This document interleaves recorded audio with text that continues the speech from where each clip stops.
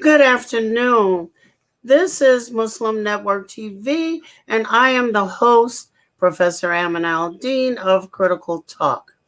Today, we're talking about education, and it's not that this is a little talked about issue, concern, but it has myriad questions, all from the first days of the pandemic and getting kids computers to be able to get online with teachers who hadn't quite figured out how to do that, to more in depth questions, students not showing up when they were supposed to be online, and parent angst at trying to keep students engaged while they were doing their classwork or their homework, etc.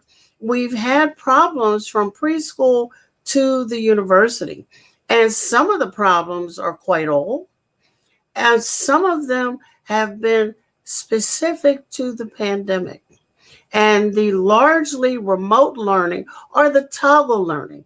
2 weeks you're in school. Oh, I think we're going to go to school. Nope, we're going to go back home and do some more remote learning, which has happened both in elementary and high schools and also in the university.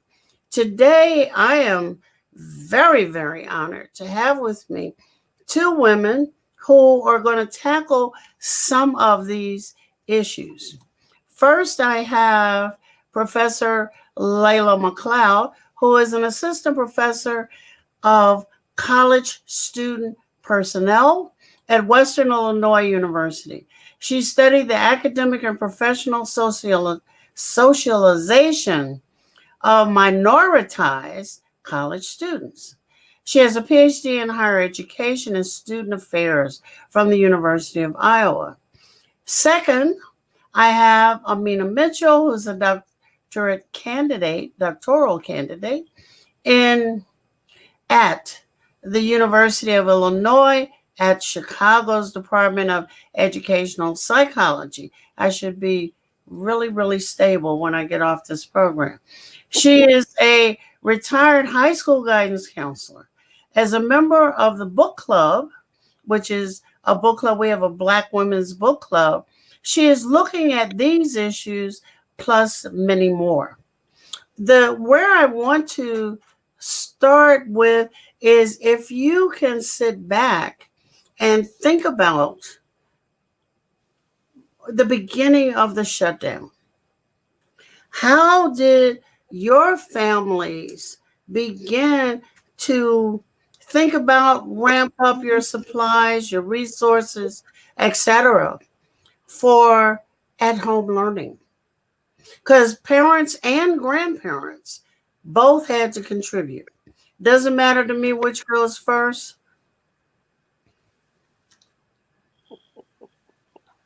Well, I mean, I can begin as someone who has a middle school age child at home.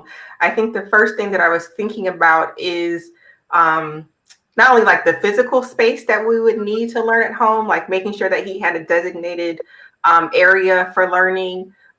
What additional tools would we need? So, making sure that, he's fortunate enough where he has a personal laptop, but the school district provided additional laptop.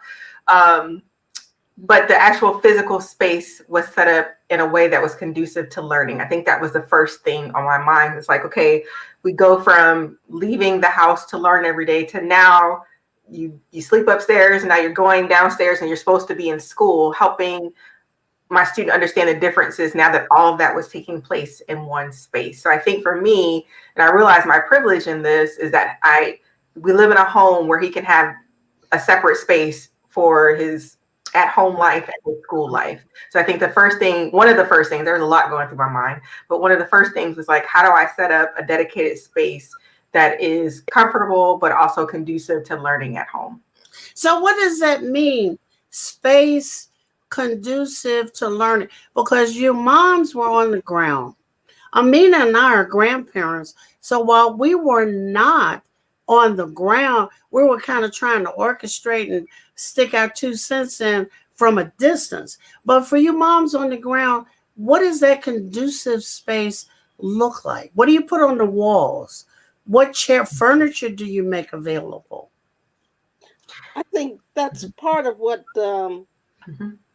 from the long distance because again I wasn't there all the time, but it seems that was a, a I won't say a problem but a puzzle, at least for my grandchildren and my son and daughter-in-law, was how do you navigate all of this along with uh, working remotely. So they ended up uh, I think they've tried a couple of things, but I think early in the pandemic they they got a whiteboard and started putting up schedules and Mm-hmm. saying, okay, this is what you're supposed to be doing at this time, and this Mhm. is where we're going to have lunch, and this is when you're allowed to have free time. How well that worked with 11-year-old, a 6-year-old, and a 3-year-old. It was, I think the 11-year-old got away with more than he's ever gotten away with. The Mm-hmm. 6-year-old and the 3-year-old, they eventually realized they could not work and have a 6 and 3-year-old in the room in the same house with them while they were working. So they ended up going to the daycare center when it opened. I see you nodding your head. Uh, Layla, join in.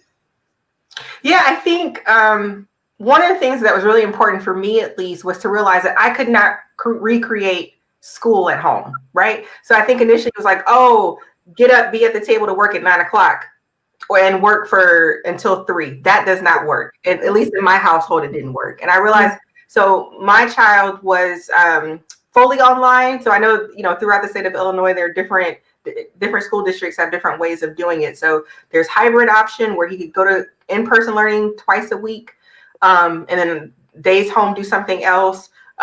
He could be homeschooled. Illinois has very flexible, almost non-existent homeschool rules, so anybody can homeschool, which is really fascinating to dig into. It was something I was considering at one point.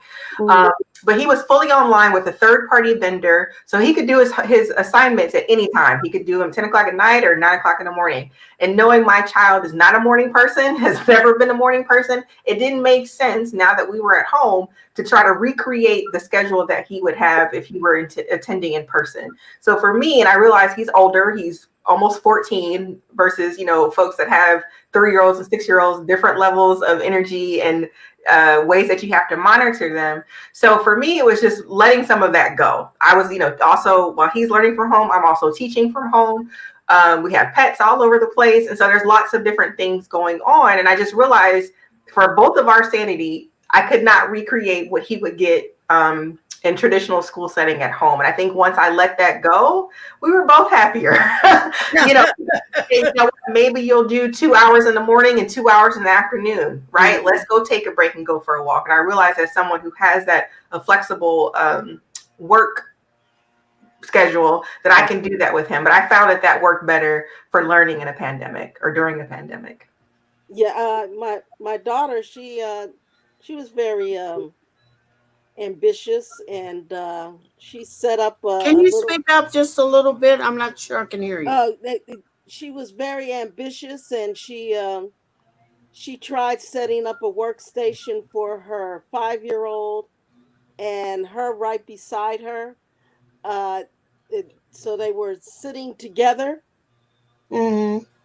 and that didn't work. So she Mm-hmm. also has a newborn. So the newborn, that was the easiest part because she went to sleep. But the 5-year-old, what she would do is she just get up, whether they were doing whatever they were doing on screen. She'd get up and say, I need a snack," and want to go and want to go to the kitchen and get a snack. So the last time that I talked to her, she mentioned that she had moved upstairs with the baby, and then the 5-year-old was downstairs while her dad was on on line with his work. And she said every once in a while, her daughter would pop in to see. Talking anyway. That's right, pop in. And part of that was because she was learning a whole different way of going to school, where she had been used to Montessori. Mhm. Now it was more of uh, traditional type of kindergarten, where she was expecting, we all were expecting her to be part of a kindergarten at Montessori. Well, one of the things that Layla mentioned, which I think is critical, and that is those who had privilege and those who did not, who do not did not, but do not. Um, and for many, living in apartments where everything is on one floor, living in, I wouldn't really call it overcrowded, but living in close quarters. Some of them were actually overcrowded, but living in close quarters. And one of the things that this change in education did was it brought out disparities.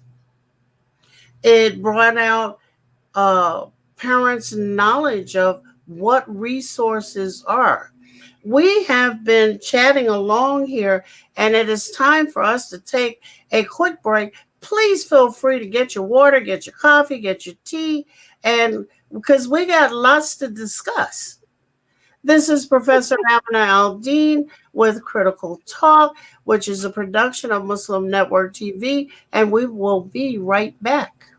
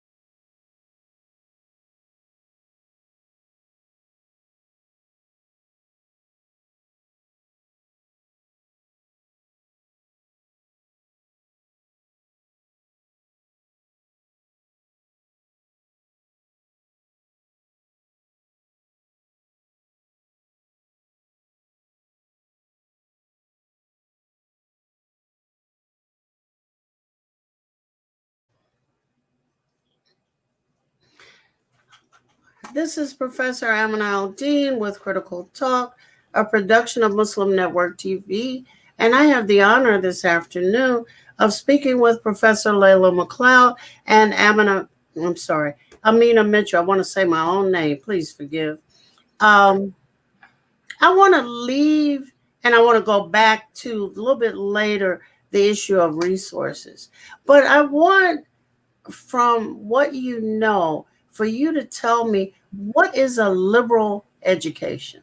Not a liberal arts education, but a liberal education. Well, I'm going to That's say that when I think of education, I don't think of it as liberal or not. I just think of it as education. Um, my philosophy of education is all children can learn, and that some of them learn at different Layla, rates. scoot back to your left. Uh, they learn at different rates and in different ways, but they all can learn, and that's the mandate that I think the teacher should have. That you facilitate that learning. Layla?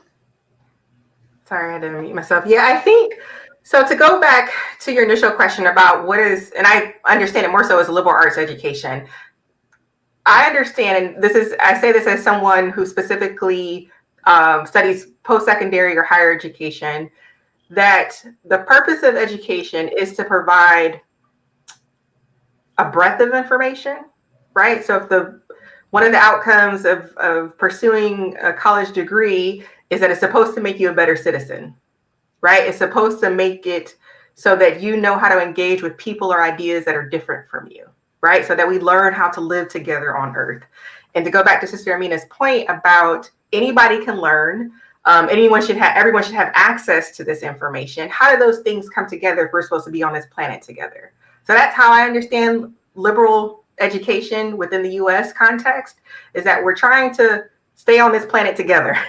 And so in order to do that, we have to know a little bit about a lot of different things and be able to converse and hear ideas that are different from ours, be able to engage in a civil discourse when we have differences of opinions, but it ultimately so that we can be on this planet together in a respectful way. That's how I understand the purposes of particularly higher education.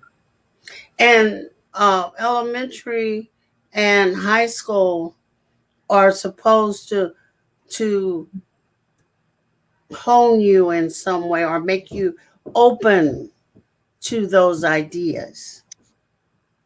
Is that what you're telling me? Yeah, I mean, I think it's the building blocks, right? And so when we think about higher education, particularly the founding of higher education, so Harvard University is the oldest institution in this country, oldest, what we now would consider post-secondary education institution in this country.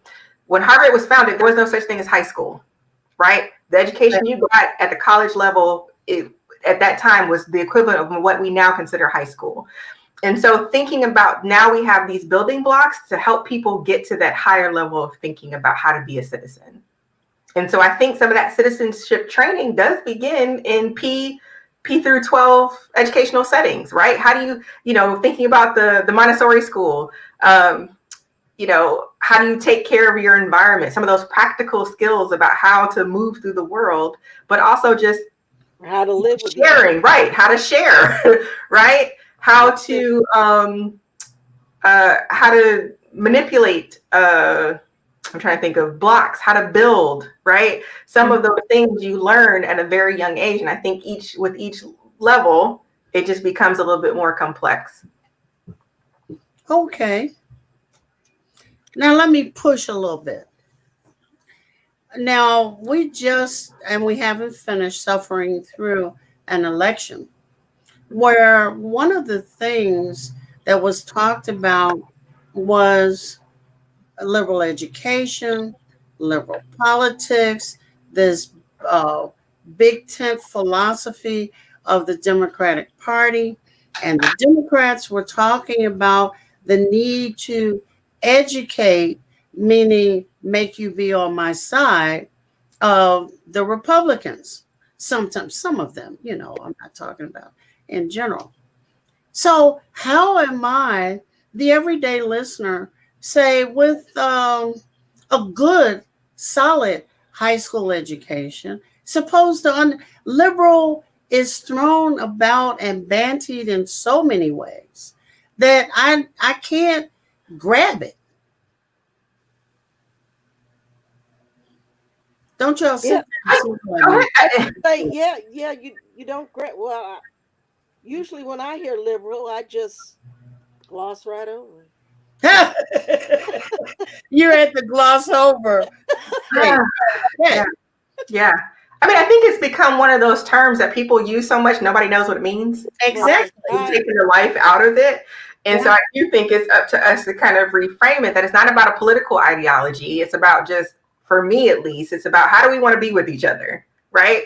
If we believe that God made us all different so that we would come to know each other and see like who he is, then you shouldn't be opposed to this type of education. It should be an opportunity for you to say, wow, there are over 7,000 languages spoken on this planet.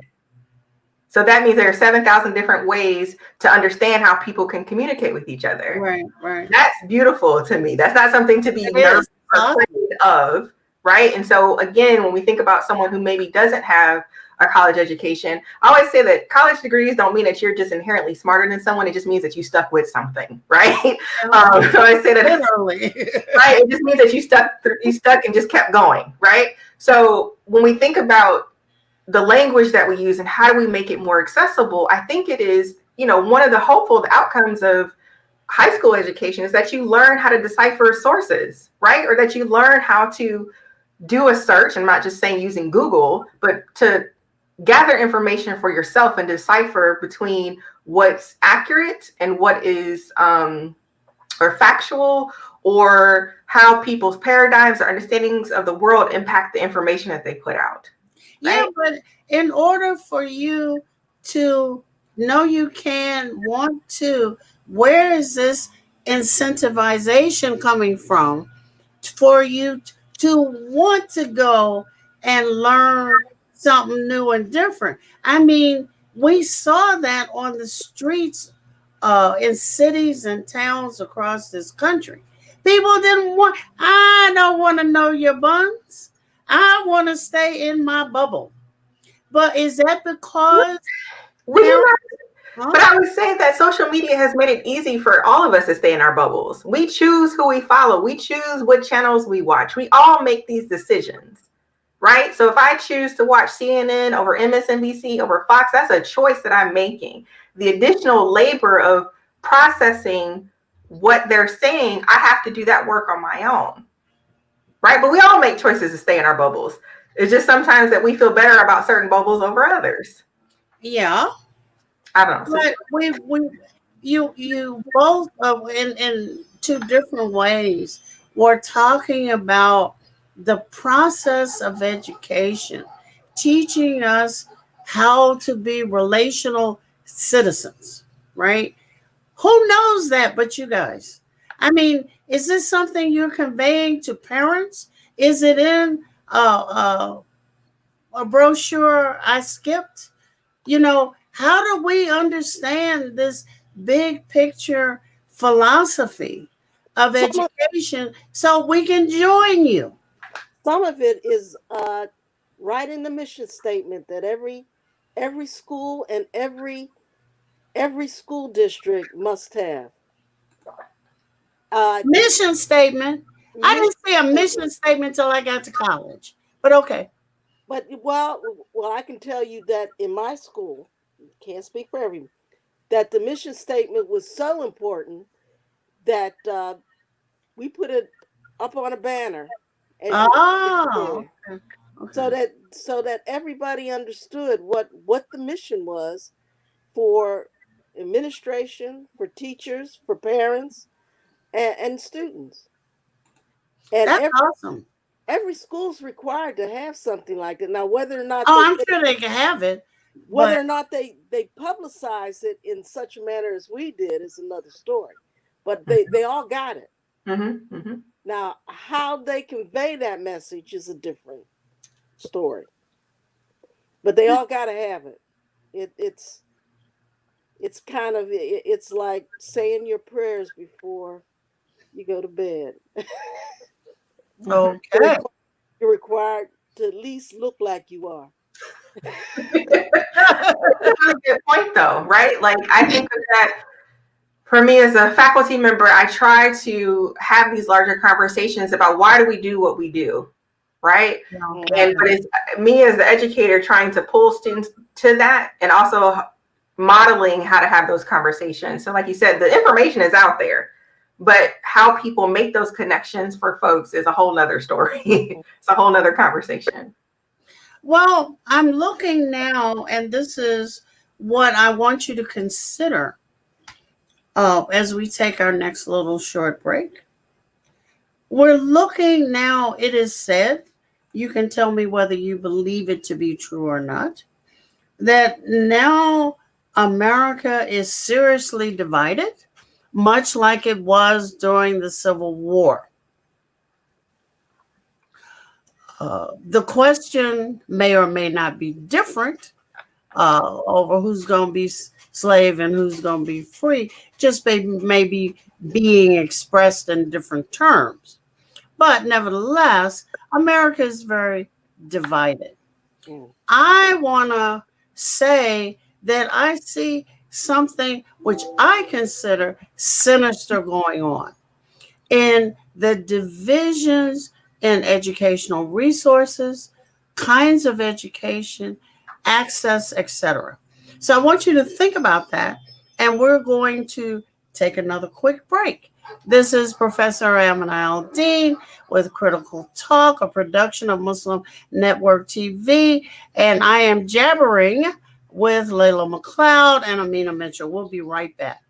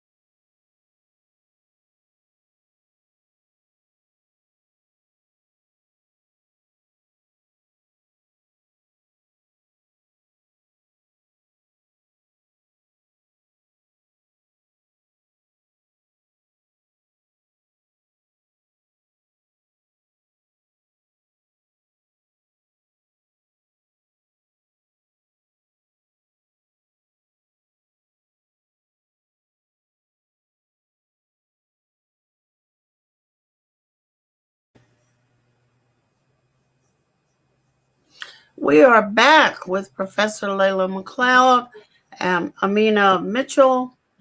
This is Professor Amanal Dean, and we're talking about as many things as we can think of to talk about regarding education. I left you with what I really think is I look out and I see uh, private schools, English, French schools, private religious schools, public schools, charter schools, magnet schools, and the regular old public school.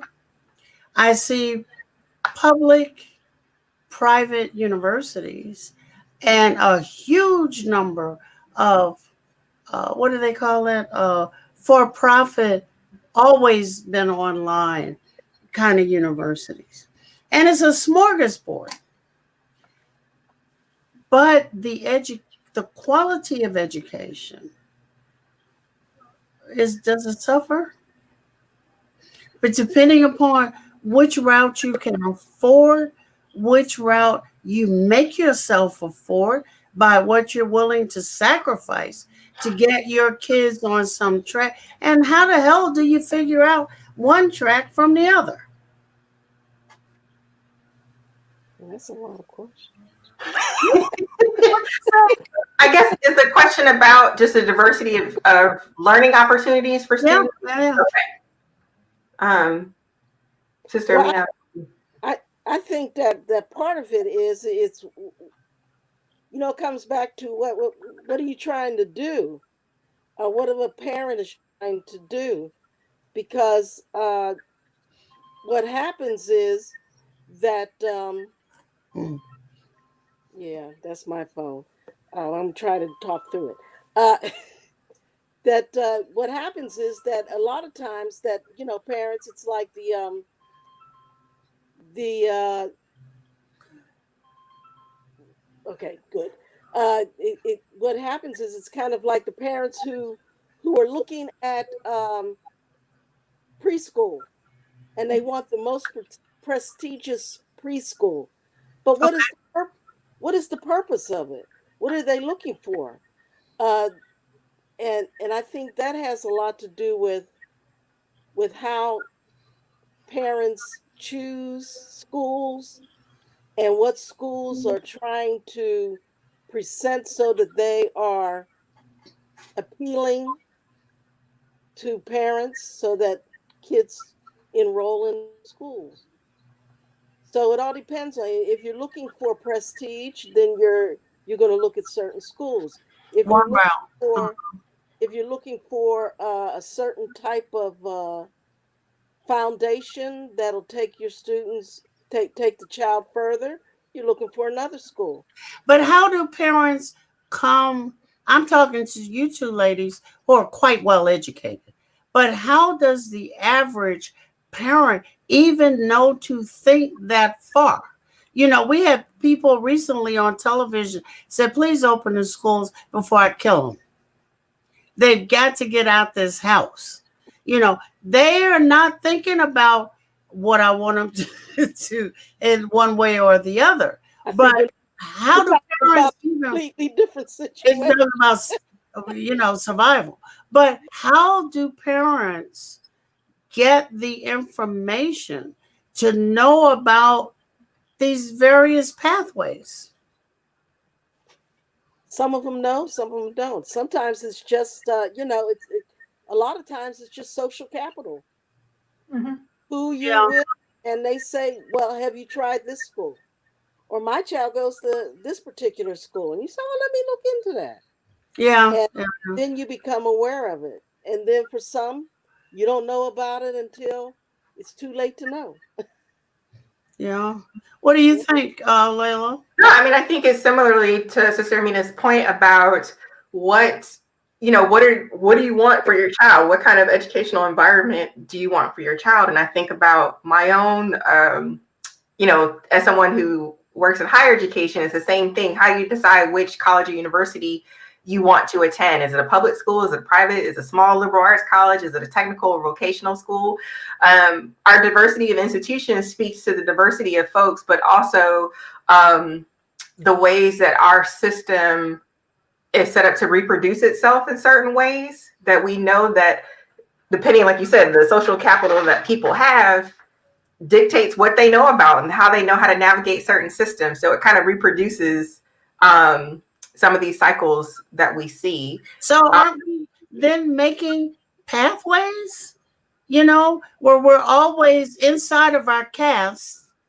We're always going to have these pathways where we have the nose and the I don't know what you're talking about.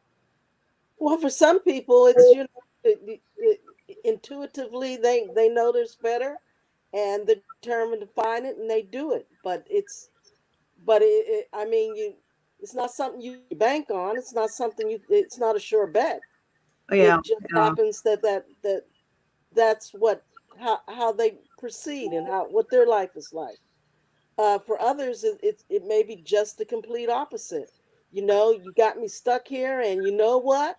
That's uh-huh. one thing, That's and pretty that's good. what and that's what happens. And then there's the whole gamut in between.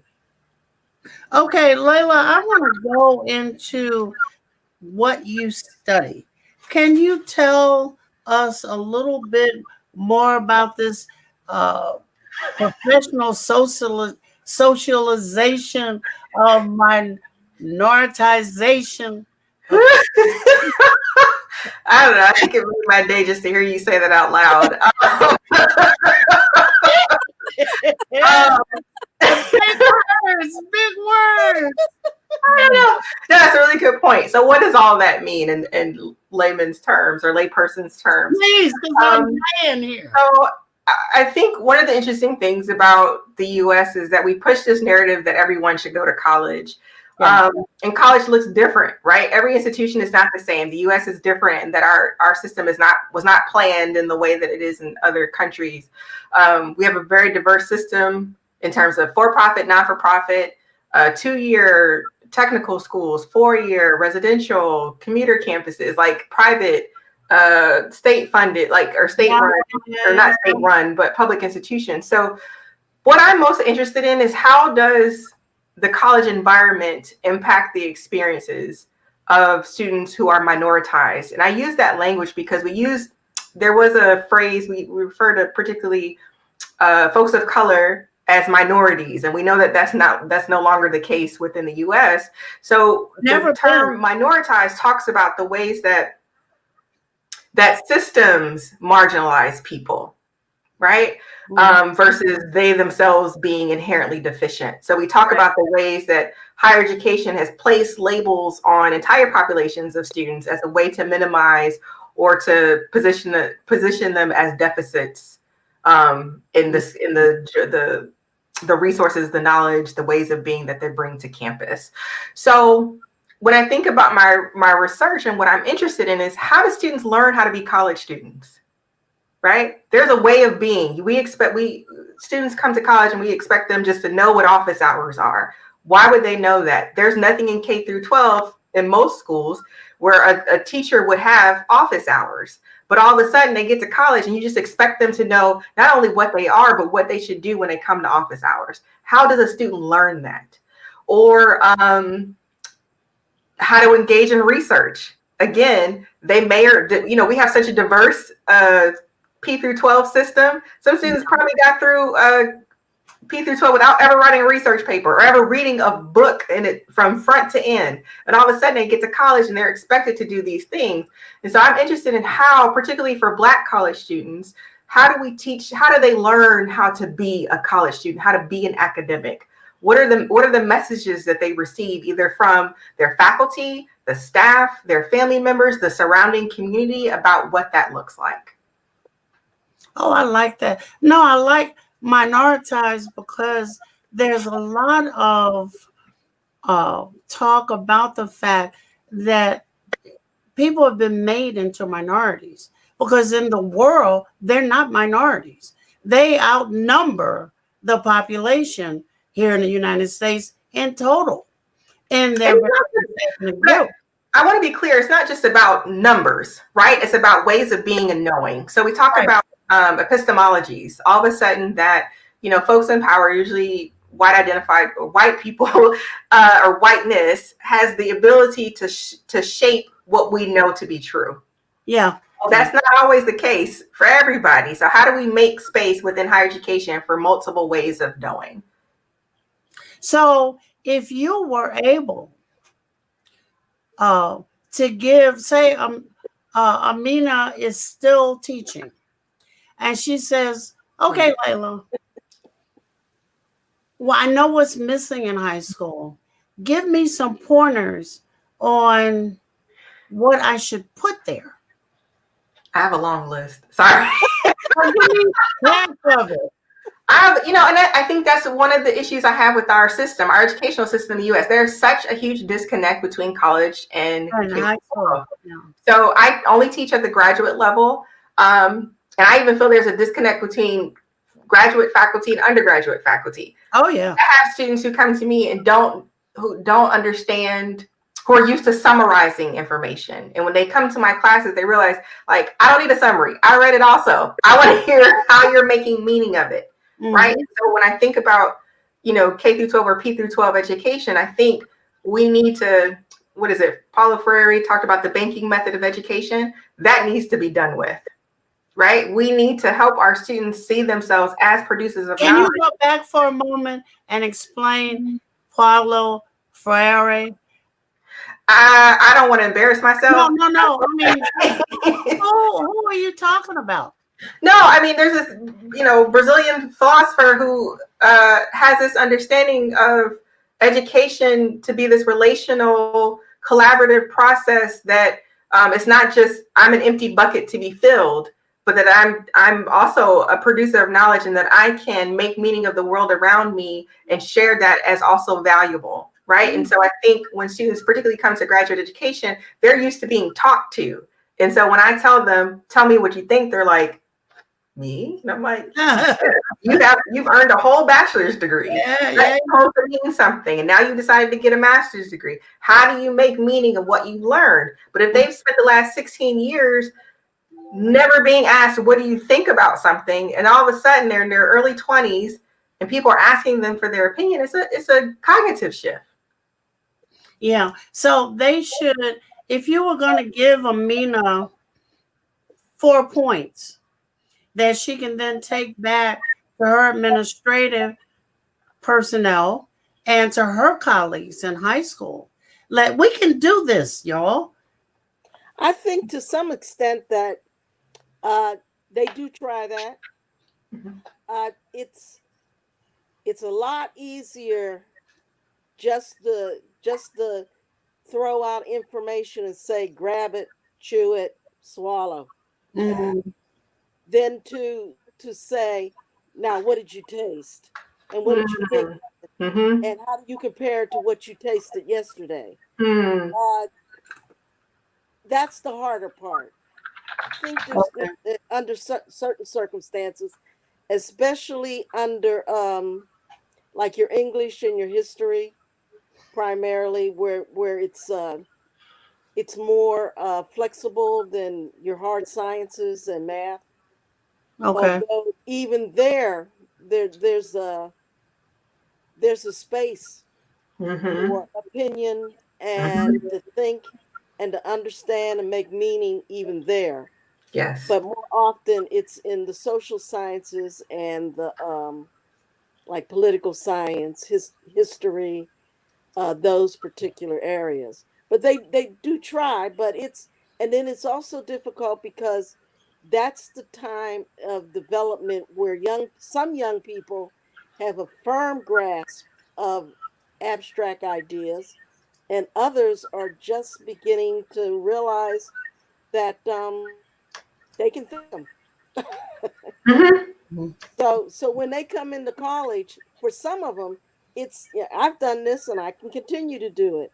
And for others, it's like I can, and they're just realizing that they can think that way Mm-hmm. because development is it's different for every child and depending on how they've been encouraged, who's been encouraging them, if they've been interested in being encouraged.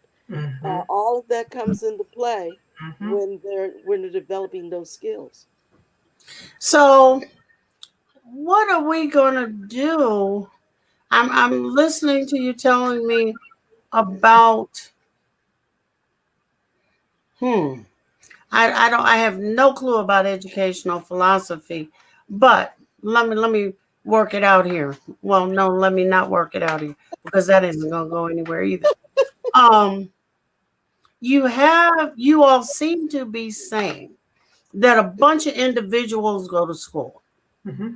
and a bunch of individuals should be somehow taught to share their individualism with a community, a society, a bigger place. Why would I want to do that when you've spent all this time talking about me as an individual? Why would I even want to share my classroom with a slow learner? Somebody that has one of those alphabet syndromes, ADPQ, whatever it is. And I'd come back Um, and and say, then they have to take medicine to even be able to sit in the seat, or somebody who is no, that's not nice. I can't see, and say that that on it. and my Who is answer murderous? medicine is so. Right. She's trying to get our pressure up. I know. I am. I am. Trying to get our pressure up because Because I But am I say the so. end of, So they take medicine. Mhm. What's wrong with but I that? don't want to be sitting next to no drug addict. Well, you probably going out and smoke a little something later too. So What? what's the matter? I did what? I said you probably gonna go out and smoke a little something too. Yeah, well, I probably would need to if I went in some of these classrooms. But I got to go. Don't look at me like that, Layla. I got to go to school. School is now a prison with metal detectors. I got armed officers in some places in the halls. At school, we already know has its own system of surveillance that it inculcates in every individual there. You're always being surveilled. Somebody must know where you are every moment of the day. If there's a creative bone, I wouldn't I'm want that. into squelching. For high school, you do want to know where they are. Um, Come but I, on now. yeah, I mean, I think but that's a really good point, right? Like, I don't think that police officers should be in schools, right? I don't think there's a place for that. What does that say about the learning environment? I talked earlier about finding out that my son would be learning from home and how I wanted to set up his learning environment. I don't think there should be police officers in school. What does that communicate to students about education, Right. right? We're I thinking think about setting also people up. I think too we're asking the wrong question. The question isn't why are police officers? It's how did they get there? Not Mm, why. What happened so that we feel that we need to mhm, have some type of security mhm, inside of a school all day long. Uh, I understand the need. The idea is I think even more than surveillance, it's the idea of protecting the majority from the minority that would harm them. Okay, but let me give you an example. Over here, I'm in Chicago at the University of Chicago. 20 years ago, one white physician was coming home from work. A Hmm. young black man in a crossway scared her. She reported it to her husband and demanded that he talk to campus security. The campus security decided, oh my goodness, we can't have that. Because if you know anything about Chicago, you know the University of Chicago sits in the middle of loads of disparities of black and brown people. Now, because of that one instance, University of Chicago has the largest personal police force in this country. So we can talk about how it got there, but how it got there is often bound up in that word I can't pronounce, marginalizations of peoples. You know, it's bound up in race issues of race and class, where instances may or may not be true.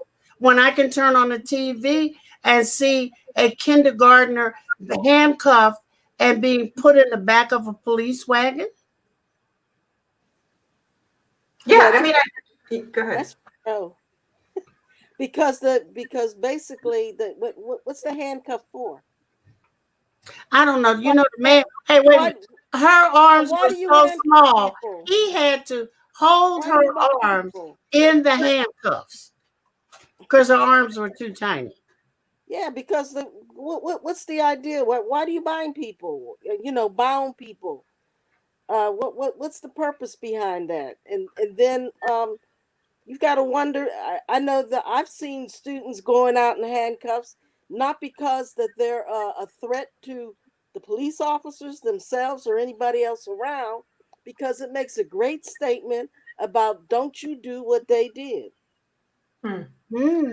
I think it also brings us back to your initial question about the diversity of learners in a space and the stigmatization of certain populations of students, right? Which we know are bound up in anti-Blackness within the US. You know, our assumption that Black folks in particular are inherently criminal and not able to learn, right? So this criminalization, particularly of Black students and Black girls in particular, Yeah. is really just a manifestation of larger societal issues and understandings about black people, right? So it's absolutely disgusting and hard to think about a child being in handcuffs, but when you understand how anti-Blackness works in the US, you're not surprised by it, right? If you always see this population of people as a problem to be monitored, to be controlled, to be fixed, Yeah. then the policies and practices that are implemented make sense for that, right? So how do we get to the point where education is a practice of freedom, as Bell Hooks would say, right? Hmm. That education is a place of liberation, right? Not as a site of, not as as a prison, right? Or as a both a literal and a intellectual prison, right? So what are we educating people for? But also, what are we saying about the physical space and what happens in there? So for me, at the college level, teaching students, or the graduate level, teaching students who have intellectual or learning differences, to me, that's not a problem because we're human beings. We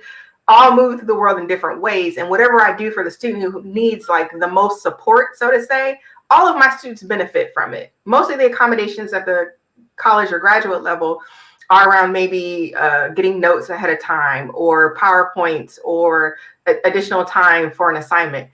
Particularly around COVID, I tell students, you're tired, I'm tired. When you don't read it, I don't want to read it. So I'm going to give you extra time so that you can give me. I'd rather give you the extra time that you need to get me something that will make it easier for me to grade. Because I have one class of 24 students, and I said, the last thing I want to read is 24 7-page papers that are garbage because you're exhausted. Take the time you need, right? And so we need to reimagine, in my opinion, higher education and our understandings of what it can look like. And I think COVID in particular has provided opportunities for me as a faculty member to kind of do that and say like, okay, do I need this due date? I'm not going to look at it till the weekend anyway. So if you get it to me on Friday, I could care less. Why would I give you a penalty for needing more time? What does that do for me? I already have my degree. So me penalizing you now, I know some people like, well, I've had faculty colleagues say, well, that sounds like chaos. Chaos for who? How do you understand chaos? Why would I want my students to be stressed out about getting an assignment to me when they can take a few extra days and give me something that's really beautiful? Right? So Okay, again, well, let's put that in the real world. Mm-hmm. The doctor has to finish the operation. Mm-hmm. Now I can give him more time. That's two different things. A doctor finishing operation and me grading papers are two different things. Why? Because I have flexibility. Someone's life is not on the line with me grading the assignment. Not at all. And if it is, then we'll imagine it. I guess what I'm saying is my desire to control my students does nothing at the end of the day. What, in my opinion. The other thing is when you talk about education and freedom, one could argue that what you're getting inside of many schools cannot be deemed as education. Mm-hmm. Yeah, for sure. Yeah. So sure. I mean, it's, when you talk about being educated and being free, it's that knowledge helps to expand, and so enhances or expand your horizons, and that does not necessarily happen inside of school systems in at least America. I can't speak for the other parts of the world, So, but in America, definitely Illinois. Layla's smiling because she's getting ready to get let loose. But let me give each of you 30 seconds of a last statement. I will feel free to call on you again because the issues with education as we go back into lockdown in some places across the country are critical. Mm-hmm. Mm-hmm. Age before beauty. Layla, go. No pressure. I think particularly for higher education, the thing that I think about with my students is we cannot create everything for, I've taught online all semester, 3 courses. You cannot take a face-to-face class and put it online. You should not be trying to recreate what you would do in person online. It doesn't make sense for you. It doesn't make sense for the students. I've heard stories of students, it's a 2.5-hour course. Their instructor is expecting them to be online for 2.5 hours the way they would be in class. Now I've kind of done that in some of my classes, but I throw in breaks. I'm not lecturing for 2.5 hours. I'm trying to mix up the ways that I'm communicating with students, but I'm also mindful of their energy because I'm mindful of mine. I'm a human being too. Like just because I'm on the other side of the screen, I'm also mindful of the ways that we're being taxed. So I think for higher education in particular, we need to reimagine what our content delivery looks like in this, because we're going to be in this for a while. COVID is not going away. Even if this vaccine is not going to magically go away, we need to think about, face-to-face is face-to-face. Online is online. Also, as we're preparing faculty to go out, we need to make sure that we're training. Here's the other issue with PhD programs. I am a scholar in my field, and it just so happens my discipline is higher education. So my specialization was teaching and learning. Everyone who gets a PhD does not learn how to teach, and we are well aware of that. And so there needs to be an emphasis on preparing folks, if they want to teach, how to do that. So whether it's pedagogy, andragogy, if you're thinking about teaching adults, what does that look like, particularly face-to-face, and the difference in online? They should not be the same. Amina, you got less than 30 seconds. Oh, man. Sorry. So, I mean, my final words would be that what I think education needs is for teachers, parents, students, and all of the administrators and all of the politicians to stop thinking of education as let's do just enough. why don't we get back to the idea of excellence? Mm. Excellent. Mhm. Uh, Mhm. going not just being at the standard, but how far above the standard Mhm. can you go? And I think that that is maybe one of the major things that has created what we have today, is Mhm. that we've forgotten to look for and to strive for excellence. Mhm. Mhm. Okay, I'm going to have to Yeah. end. This is Professor Amanal Dean. I've been with Layla McLeod and Amina Mitchell. We've been discussing some of the issues, not all, but some of the issues, really critical issues about where we are with regard to education. I want to thank you. This is Critical Talk, a production of Muslim Network TV. I'm going to ask my guests to hang out for a moment.